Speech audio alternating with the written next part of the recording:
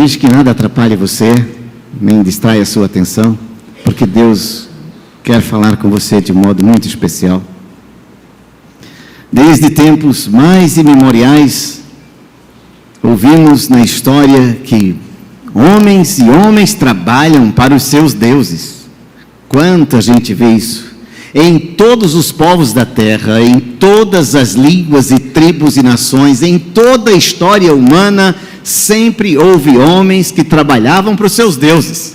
Homens que construíram templos, que construíram deuses, que construíram religiões, que construíram filosofias, mas nunca se ouviu falar de um Deus que trabalha para aquele que nele espera. E você vai entender isso, porque esta é a expressão do profeta Isaías. Vamos ler juntos comigo, mais uma vez, Isaías 64:4. Porque desde a antiguidade não se ouviu, nem com ouvidos se percebeu, nem com os olhos se viu Deus além de ti, que trabalha para aquele que nele espera. Sim, porque todos nós vivemos de esperança, todo ser humano vive de esperança em alguma coisa. Muitos esperam nos homens, muitos esperam nas ideias, nas filosofias, muitos esperam nas falsas promessas, e de falsas promessas você conhece muito bem. Quantos fazem promessas e não as cumprem? Muitos esperam em crenças, em profecias, em misticismos, em ideologias. Muitos esperam em religiões, muitos esperam em filosofias, mas sempre, em todos os povos da terra, sempre houve homens que trabalhassem para os seus deuses.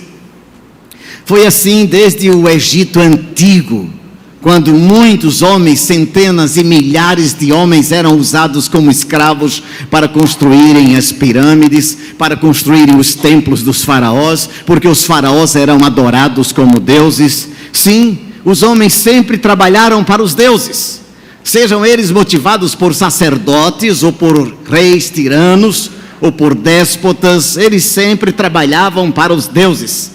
Bastava alguém dizer que era Deus que queria assim, e os homens eram capazes de oferecer até seus próprios filhos. Como muitos adoravam a um Deus chamado Moloque, que era um Deus feito de bronze e oco por dentro, e colocavam um fogo dentro deste ídolo. As mãos, quando estavam encandecidas, um sacerdote descia no meio da multidão, arrancava uma criança dos braços de uma mãe e colocava nas mãos de Moloque. E assim era o sacrifício e era a adoração, e o povo gritava de clamor em favor daquele Deus, mas aquela mãe gritava de dor por ter o seu filho arrebentado das suas mãos, arrebatado das suas mãos e levado para a morte. Sim, Deus se revelou ao longo dos anos e dos séculos antigamente, na Babilônia, na região da Mesopotâmia, na cidade de Ur dos caldeus, onde havia um politeísmo em todo lugar. Deus se revelou a um homem chamado Abrão e disse: sai da tua terra e da tua parentela, e eu vou fazer de ti uma grande nação. É exatamente deste homem que Deus faz uma grande nação, e Deus começa a andar com este homem. Deus começa a andar com este homem, e este homem a andar com Deus, porque Deus trabalha em favor dos homens. Como assim? Se os homens sempre trabalharam em favor dos deuses? Sim, ao pé do Monte Sinai, quando Moisés estava recebendo a lei de Deus, enquanto Moisés estava há 40 dias lá no alto do monte, embaixo, ao pé da montanha do Sinai, o povo olhava e dizia: este Moisés está demorando muito, ele não volta mais. Sabe o que vamos fazer? Chamaram Arão e disseram: Arão, vamos fazer um Deus para que este caminhe adiante de nós. E Arão disse: então me tragam o que vocês quiserem. Todo o povo trouxe ouro, dos braceletes, dos brincos, das joias que possuíam, e Arão fez um bezerro de ouro, e enquanto Deus estava lá no alto do monte, transmitindo a lei, o povo embaixo estava adorando a um bezerro de ouro. É assim que os homens fazem, basta um líder dizer que Deus quer que faça assim, e a maioria segue e faz exatamente assim. Vamos ler comigo essa frase todos juntos? Muitos trabalham para os deuses nos quais confiam, mas só Deus trabalha para aquele que nele espera. Eu quero ouvir isso bem forte. Muitos trabalham para os deuses nos quais confiam, mas só Deus trabalha para aquele que nele espera. Eu quero ouvir só as mulheres dizendo isto. Muitos trabalham para os deuses nos quais confiam, mas só Deus trabalha para aquele que nele espera. Deixa eu ver como é que estão os homens, se estão firmes desta confiança mesmo. Vamos lá? Muitos trabalham para os deuses nos quais confiam, mas só Deus trabalha para aquele que nele espera. Você acredita nisto? Este é um amém muito aprumado mesmo. Olha que fraqueza de amém. Você acredita que Deus trabalha para aquele que nele espera?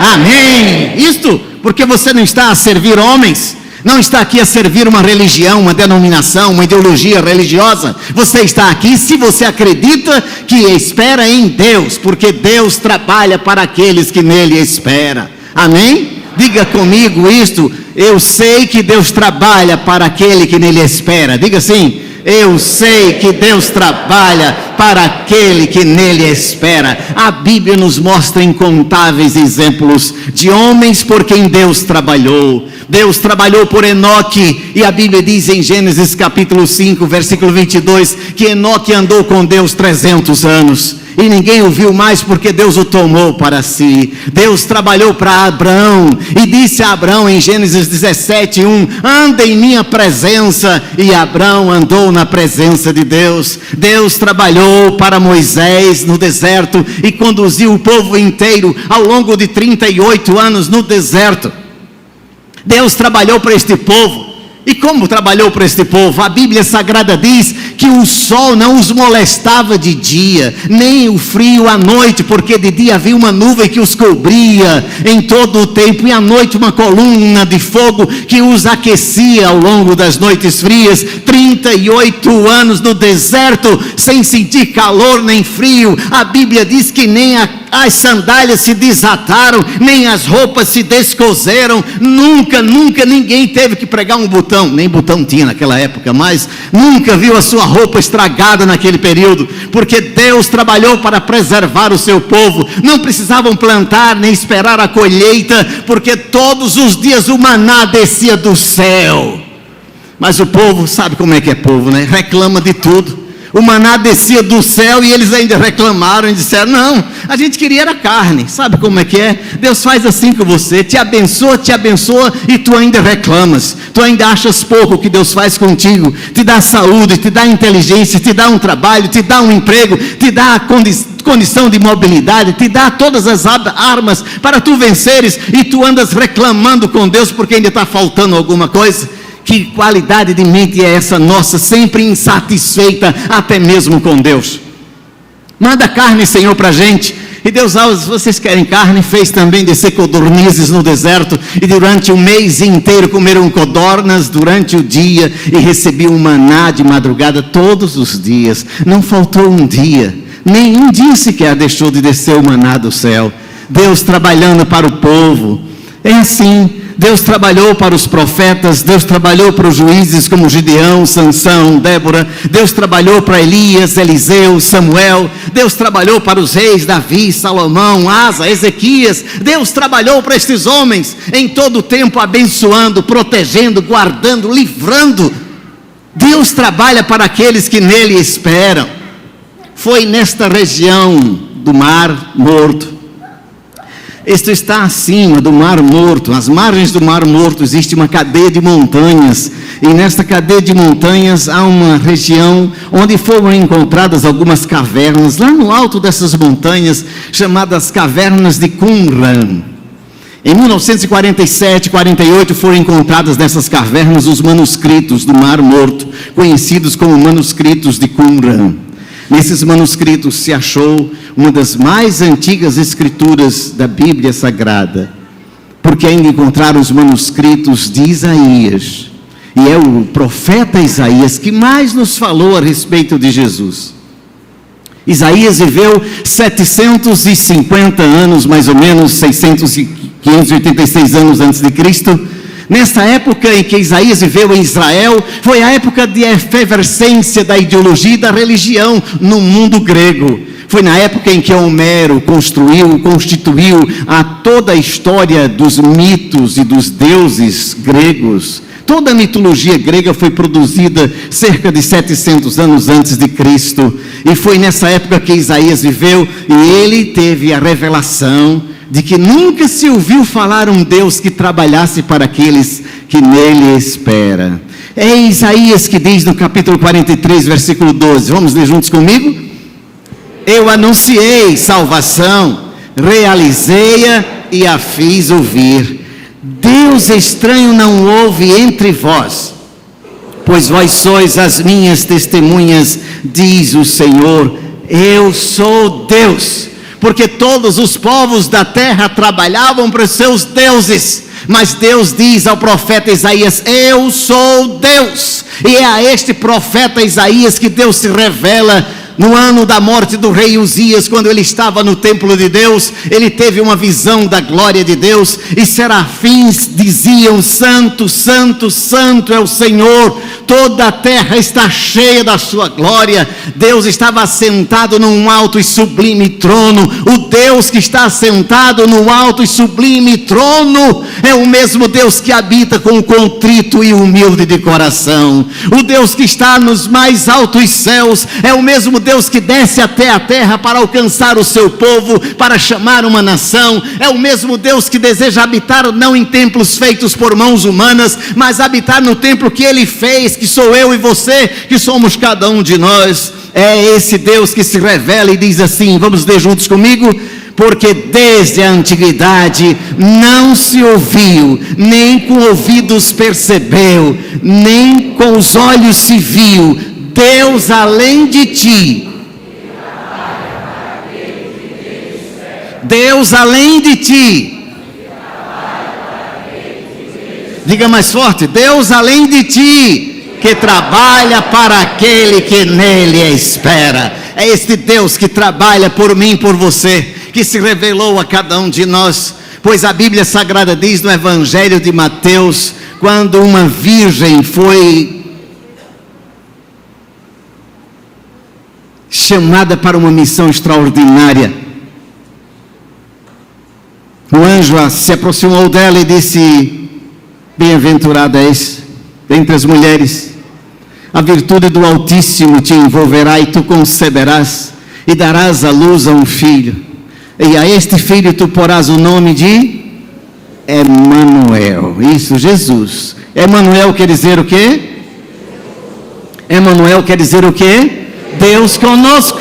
É o Deus mesmo, o Deus Criador Todo-Poderoso, o Deus que criou todas as coisas pelo poder da sua palavra, que disse haja luz e houve luz. O Deus que criou todas as coisas, os céus e os céus dos céus, as estrelas, o firmamento. O Deus que criou todas as coisas, o Verbo eterno, se fez carne e habitou entre nós. Se fez carne, tabernaculou entre nós, nasceu, concebido por obra e graça do Espírito Santo, nasceu como uma criança, como eu e você, assim também passamos, vivenciamos. Ele aprendeu a falar. O Verbo eterno teve que aprender a chamar papai e mamãe. O Verbo eterno, criador de todas as coisas, teve que aprender a andar. O Verbo eterno teve que aprender a ter vínculos de afeto, de amor, de ligação com as pessoas. O Verbo eterno teve que aprender a obedecer a seus pais e ser submisso aos seus pais. O Verbo eterno habitou entre nós. Ele discutiu com doutores aos 12 anos de idade, mas aos 30 anos de idade foi batizado no Rio Jordão,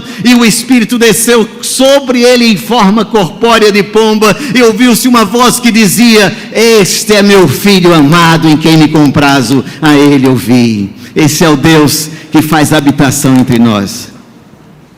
Esse é o Verbo que se faz carne e habita entre nós. Este é o Deus que não está distante, adorado pelos sacerdotes, pelos adoradores como os outros povos. Esse é o Deus que vem e tabernacula entre nós, e habita entre nós, e se insere na nossa história, e se insere no nosso contexto, e se insere nas nossas dores, e sofre as nossas dores, e passa pelo que passamos, e é perseguido, amado, odiado, rejeitado. É esse Deus de carne e osso, que passou pela dor da rejeição, da traição, de ser julgado injustamente, porque você também já passou por situações assim. É esse Deus que se inteira com a nossa realidade de tal modo, que Ele passa pelas mesmas dores que nós passamos, que Ele sofre os mesmos sofrimentos que nós sofremos, que Ele alcança a nossa realidade, a nossa dimensão, porque viveu na nossa dimensão e na nossa realidade. Ele sabe quando tu choras, porque Ele chorou. Ele sabe quando tu tens sede, porque o Verbo eterno também teve sede e disse: dá-me de beber, à mulher samaritana. Ele sabe quando tem cansaço, porque ele dormiu num barquinho, mesmo ao redor uma grande tempestade. Ele sabe o que é amor, porque foi amado por pessoas. Ele sabe o que é ser odiado, porque foi rejeitado por pessoas. Ele sabe o que é ser traído, porque foi traído também por pessoas. Ele sabe do que tu passas, porque o Deus a quem eu sirvo é o Deus que se fez igual a mim e a você. Ele habita entre nós, porque Deus é isto. Vamos lá comigo, João 3,16. Porque Deus...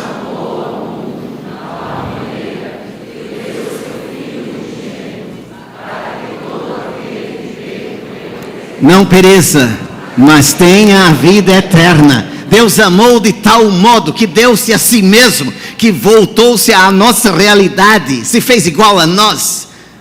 De tal modo Deus amou a cada um de nós, que deu o seu único Filho, para que todo aquele que nele crê não pereça, mas tenha a vida eterna. E é este Filho de Deus, que se fez carne, que disse assim em João capítulo 5, versículo 17, olha o que Jesus disse: mas ele lhe disse: meu Pai trabalha até agora. Repita o que Jesus disse: meu Pai trabalha até agora, e eu trabalho também. Que interessante, Deus dizendo: meu Pai trabalha até agora, e eu trabalho também. Sabe qual a ocupação dele? Trabalha para aqueles que nele esperam. Ele deu ordem para todo o universo, e o universo segue a ordem direitinho. Ele deu ordem para as estrelas, nenhuma sai do lugar, nenhum milímetro sequer. Nenhum planeta muda a sua órbita, nenhum milímetro sequer. Nenhum ser vivo neste planeta desobedece às regras que Deus estabeleceu. Mas Deus, que tem que trabalhar muito para esse ser humano, que quebra regras o tempo inteiro, que quebra as leis o tempo inteiro. Meu Pai trabalha até agora, e eu trabalho também, porque Deus se ocupa conosco. Deus ama cada um de nós. Jesus, quando se fez carne e habitou entre nós, nasceu de uma família de judeus, serviu ao templo de Israel, lá em Jerusalém. Ele obedeceu aos seus pais, obedeceu a lei, mas ele disse: eu não vim para abrogar a lei, eu vim para cumpri-la. E é esse Jesus, que sendo judeu como judeu, sendo também dos fariseus, resolveu extrapolar. Deus exagera, amados. Ele nos ama tanto que Ele vai além da religião. Jesus foi além da religião judaica, foi alcançar uma mulher lá em Samaria, em João capítulo 4, uma samaritana. E a ela Jesus disse que o Pai procura os verdadeiros adoradores, e os verdadeiros adoradores adoram o Pai como? Em espírito e em verdade. Foi uma samaritana, não foi a um judeu que Jesus revelou isso. A uma samaritana. Quem quer adorar o Pai, adore o Pai em espírito e em verdade. Não precisa ser o templo em Jerusalém, não precisa ser o Monte Sinai, basta chamá-lo com o coração sincero, em espírito e em verdade. Foi a esta que Jesus foi e revelou isto. Foi ao centurião, a mulher Ciro-fenícia, uma grega, que chegou a Jesus e disse: a minha filha está doente, preciso do Senhor. Jesus olha para ela e diz: mulher, eu não posso te acudir não, porque eu vim somente para as ovelhas perdidas de Israel.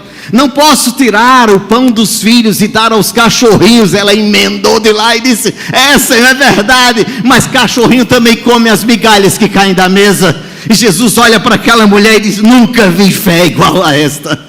Vai, filha, tua filha está curada. É esse Jesus que extrapola os limites da religião e vai ao centurião romano que chega aos seus pés e diz: mestre, meu servo está ferido, está doente.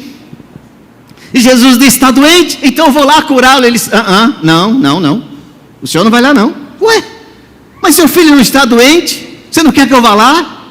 Aquele centurião disse: não, o senhor não vai lá. O centurião olha para Jesus e diz: eu sou comandante, eu tenho soldados ao meu serviço. Eu digo a este: vem, e ele vem. Digo àquele: vai, e ele vai. Portanto, Senhor, basta dizer uma palavra e meu servo vai ficar curado. Jesus olha para este romano, não é religioso, olha para este romano, olha para este homem que não conhecia de religião e diz: nem em Israel eu vi fé como a deste homem. É a este homem romano que Jesus elogia a mais pura fé, a mais pura maneira de crer nele. Basta uma palavra e meu servo ficará curado. Jesus extrapola a religião quando ele vai à cidade de Jericó e entra nessa cidade uma única vez na sua vida. Uma cidade, Jericó, a mais antiga das cidades. Ao entrar na cidade, encontra um cego à porta, clamando: filho de Davi, tem compaixão de mim. E Jesus o cura. Mas Jesus, quando entra na cidade, a multidão já estava alvoroçada, e um homem baixinho, bem baixinho, mais baixinho do que eu, ele ouviu falar que Jesus estava vindo. Ele resolveu subir em um sicômoro para ver se conseguia ver a Jesus. E Jesus entra na cidade e ao passar naquele lugar, naquele sicômoro, estava um homem lá no alto. Jesus para, olha para cima e diz: ô Zaqueu. Ué, quem apresentou aquele homem a Jesus?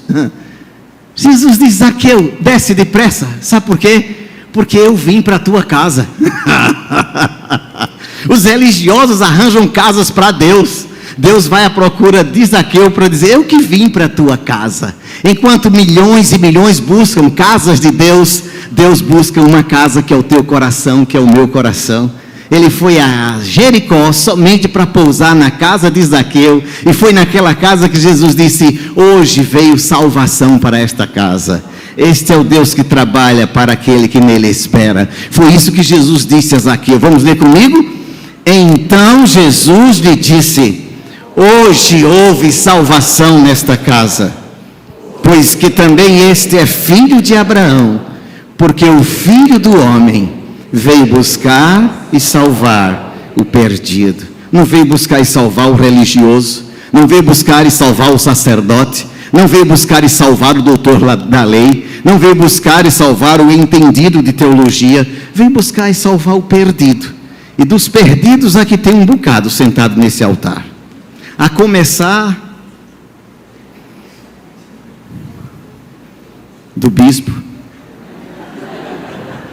depois Jair, depois Joãozinho, depois eu, você, todos nós estávamos perdidos, mortos em delitos mas este Deus nos alcançou pela graça, amém? Este Deus nos tirou das trevas, porque o ladrão só vem matar, roubar e destruir. Jesus disse: eu vim para que vocês tenham vida, e vida com abundância. Este é o Deus que se revela a nós, é o Deus que diz: apesar das circunstâncias mais difíceis da tua vida, escuta o que eu vou te dizer, filho, apesar de passares por todas as lutas da tua vida, saiba de uma coisa: eu estou com você todos os dias, até a consumação dos séculos. Eu estou convosco todos os dias, até a consumação dos séculos. É por isso que Paulo não aguenta diante de um Deus deste, de um Deus que se faz carne e habita entre nós. É por isso que Paulo não resiste quando ele constata que Jesus é o verbo que se fez carne. É por isso que Paulo grita do fundo do seu coração, como em Romanos capítulo 8, versículo 31, ele diz assim, bem forte: